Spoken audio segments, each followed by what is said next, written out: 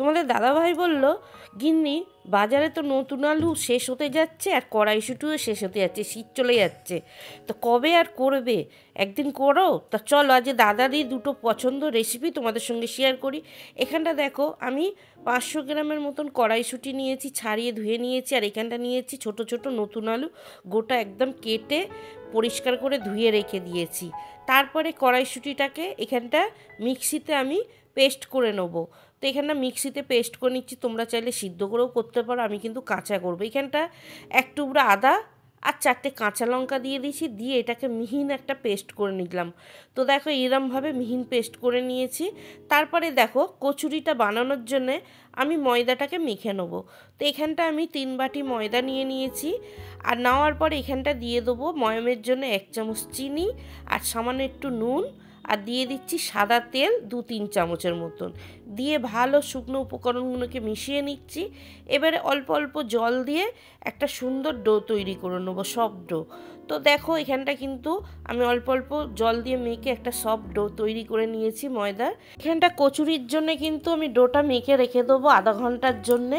তারপরে দেখো এখানটা একটা কড়া বসিয়ে দিয়েছি, দিয়ে সামান্য একটু সাদা তেল আর দিয়ে দিলাম গোটা জিরে ফোড়ন আর একটু হিং। কচুরি মানে একটু হিং দিতে হয়, হিংটা তোমরা চাইলে দিতেও পারো নাও দিতে পারো, আমি কচুরি তৈরি করলে একটু হিং দিই। তারপরে যে কড়াইশুঁটির পেস্টটা করে রেখেছিলাম সেটা দিয়ে দিলাম, ভালো করে একটু নেড়েচেড়ে রসটা মেরে নিলাম। নেওয়ার পরে স্বাদ অনুযায়ী একটু নুন দিয়ে দিলাম, আর এখানটা ভেজে রাখা জিরে গুঁড়ো দিয়ে দিয়েছি। দিয়ে এবারে এটা নামিয়ে নিলাম। নেওয়ার পরে আবার কড়াটা পরিষ্কার করে আবার একটু কড়াটা বসিয়ে দিয়ে এখানটা সর্ষের তেল দিয়ে দিলাম, 2টো তেজপাতা দিয়ে দিলাম, দিয়ে এখানটা পেঁয়াজ কুচিটা দিয়ে দিলাম, দিয়ে ভালো করে লাল লাল করে নেড়ে ছেড়ে নেবো। এখানটা আলুর দমটা তার মধ্যে আমি করে নেবো। তারপরে এই যে কেটে রাখা আলুগুলো পেঁয়াজের সঙ্গে দিয়ে ভালো করে একটু লাল লাল করে আলু পেঁয়াজ ভেজে নিলাম। 1 চামচ আদা বাটা, 1 চামচ রসুন বাটা দিয়ে এবার নেড়ে ছেড়ে কাঁচা রসুনের গন্ধটা যাতে কেটে যায় ভালো করে নেড়ে ছেড়ে নিলাম। নিয়ে নিলাম এবার কিছুটা মশলা, জিরে গুঁড়ো, ধনে গুঁড়ো, লঙ্কা গুঁড়ো দিয়ে দিলাম, হলুদ গুঁড়ো আর স্বাদ অনুযায়ী নুন, আর 2টো টমেটো কুচি আর কয়েকটা কাঁচা পাকা কাঁচা লঙ্কা দিয়ে দিলাম। দিয়ে একটু সামান্য জল দিয়ে ভালো করে কিন্তু আমি কষিয়ে নেবো আলুর সঙ্গে। তো মশলাটাকে দেখো ভালো করে কিন্তু কষিয়ে নিচ্ছি আলুটাকে দিয়ে। তো এখানটা দেখো অনেকটা তেল ছেড়ে গেছে, এবার কষাতেই আছি। একটু দেখো জল দিয়ে কষিয়ে তারপরে কিন্তু ঢাকনা চাপা দিয়ে দিচ্ছি। কালারটা দেখেছো কত সুন্দর এসছে। আবার একটু ভালো করে নেড়ে ছেড়ে নিলাম। এবারে দিয়ে দিলাম 1 মুঠোর মতন এখানটা কড়াইশুঁটি। আর এই আলুর দমটা কিন্তু কড়াইশুঁটি দিয়ে করলে গোটা গোটা আলুর দম খেতে কিন্তু দুর্দান্ত লাগে। আর আলুগুলো আমি একটু একটু চিড়েও দিয়েছিলাম যাতে মশলা নুন ঢোকে।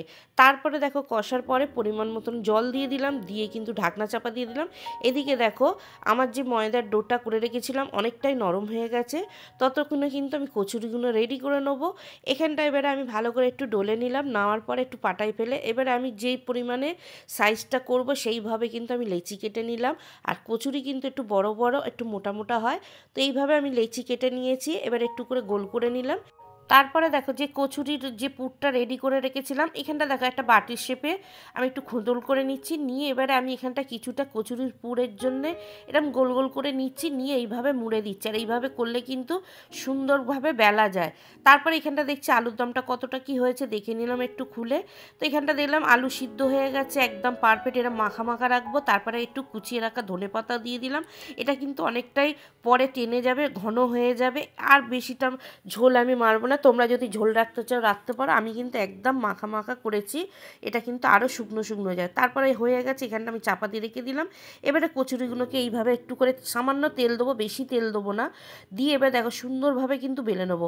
আর এটা কিন্তু একটু লুচির থেকে একটু মোটা হয়, একটু বড় হয়, তোমরা তোমাদের সাইজ মতন বেলতে পারো, মোটা পাতলা করতে পারো।